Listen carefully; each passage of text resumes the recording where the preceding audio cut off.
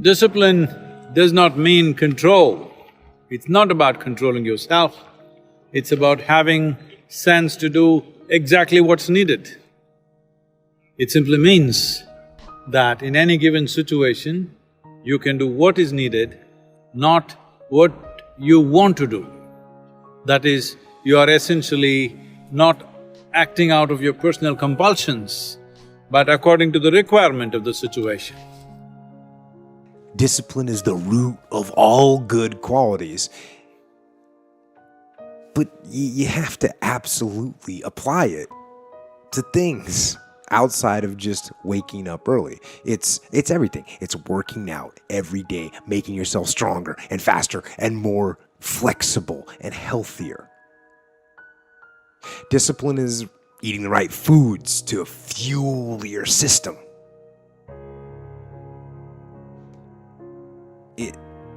It's about disciplining your emotions so you can make good decisions. It's about having the discipline to control your ego so your ego doesn't get out of hand and control you. The Marines have a saying, everybody wants to go to heaven, but nobody wants to die. And that's just real. At the center of bringing any dream into fruition is self-discipline. You know, something as simple as food and eating, it's not about your body as much as it is about your mind. It's getting command of your mind to be able to choose actions that are in your own best interest. But you have to live life on your terms. And the first person you have to influence is yourself. You know, whether you're fit or fat, whether your kids are, on drugs or not, it's who has more influence, the guy on the street corner or you. Whether you're fit or fat is can you influence your own hands, your own body, your own mind to do what's necessary. Write down what you're supposed to do the next day before you go to bed, and then you wake up and you do the things that you're supposed to do. The things that you said you were supposed to do, the things that you actually know are going to make you healthier and faster and smarter and stronger and make you more money and move you forward and help your family. You just write those things down and then you go do them. We cannot go on living undisciplined lives. We cannot go on surfeiting ourselves in riotous and luxurious and sensual living. We cannot go on with our own selfish interest with no regard for our neighbors. We're going to have to learn to live disciplined lives. We're going to have to pay the price if we're going to build a strong society. We're going to have to follow the example of our Lord Jesus Christ. Christ said that if we're willing to deny self and take up the cross and follow Him, we can be His followers, but only if we're willing to discipline ourselves and become true disciples. You know, if you're sitting down to study, for example, your conscious intent is to study, but you know perfectly well that all sorts of distraction fantasies are going to enter the theater of your imagination non-stop and annoyingly, and there isn't really a lot you can do about that except maybe wait it out. The discipline can seem like it's your worst enemy, but the reality is, discipline is your best friend. It will take care of you like nothing else can. And it'll put you on that path. The path to strength and health and intelligence and happiness. But trust me, when something needs to be done, everything is done the way it needs to be done.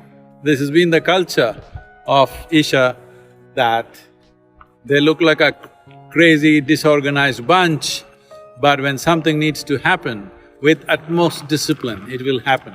This is what is needed in the world.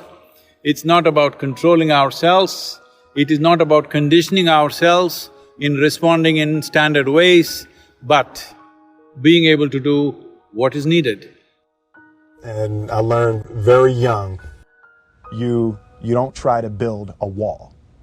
You don't set out to build a wall. You don't start there. You say, I'm gonna lay this brick as perfectly as a brick can be laid. There will not be one brick on the face of the earth that's gonna be laid better than this brick that I'm gonna lay in this next 10 minutes. And you do that every single day. And soon you have a wall. And soon you have a wall. And I think psychologically, the advantage that gives me over a lot of people that have been in competition with in different situations is it's difficult to take the first step when you look how big the task is. Discipline as the precondition for freedom. Before you can be a painter who can paint what's beyond mere memory, you have to inculcate that discipline skill, and a lot of that is painful repetition and hard grinding work. It's the sacrifice of the present for the future.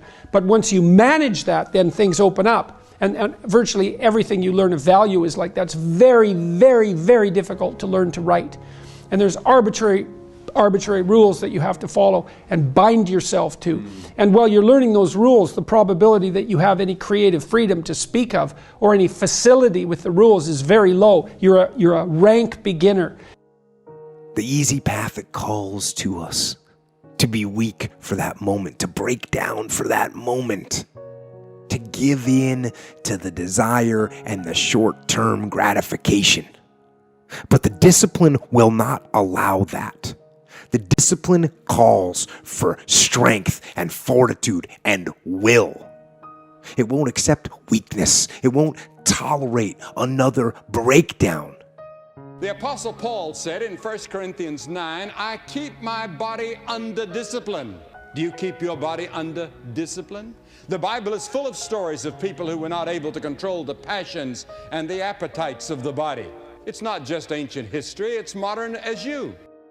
Taking responsibility, accepting responsibility is not an admission of guilt. Right? You're not admitting that you're at fault. Taking responsibility is a recognition of the power that you seize when you stop blaming people. 99% of people that say stuff like that are not willing to do what it takes to make their dreams come true. Even to some degree, whatever creativity you have is going to have to be stifled while you're passing through that keyhole.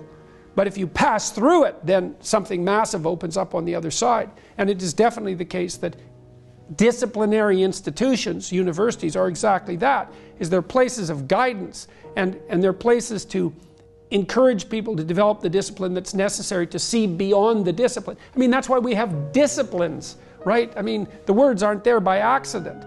You have to narrow yourself first, and then you can broaden outward.